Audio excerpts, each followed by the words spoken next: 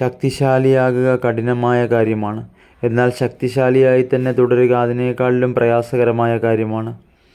നമ്മുടെ ശക്തിയെ വർദ്ധിപ്പിക്കണമെങ്കിൽ മനസ്സിൻ്റെ ധൈര്യത്തെയും ബലത്തെയും വർദ്ധിപ്പിക്കണം. എങ്കിൽ മാത്രമേ ശക്തിശാലിയാകുവാൻ സാധ്യമാവുകയുള്ളൂ.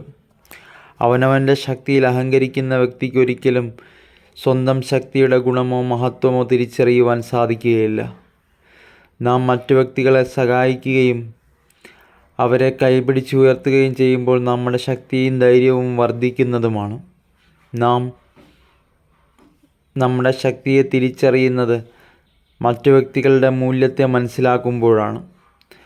അവരുടെ പ്രയാസകരമായ ഘട്ടങ്ങളിൽ നാം അവർക്ക് കൈത്താങ്ങായിക്കൊണ്ട് അവരെ സഹായിക്കുകയും അവരെ ഉയർത്തെഴുന്നേൽപ്പിക്കുകയും ചെയ്യുമ്പോൾ നമ്മുടെ ശക്തിയും ധൈര്യവും വർദ്ധിപ്പിക്കുന്നതാണ്.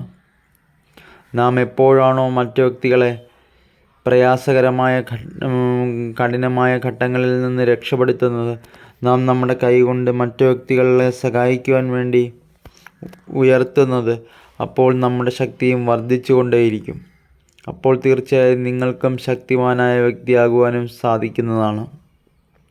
ഏതൊരു പ്രയാസകരമായ ഘട്ടത്തിലും അവനവൻ്റെ ആത്മവിശ്വാസത്തെ നഷ്ടപ്പെടാതിരിക്കുകയും ആത്മാവിൻ്റെ ബലത്തെ വർദ്ധിപ്പിച്ചുകൊണ്ട് കഠിനകരമായ കാര്യങ്ങളെ ചെയ്യുവാൻ ശ്രമിക്കുകയും ചെയ്യുമ്പോൾ നമ്മുടെ ശക്തി വർദ്ധിക്കുകയും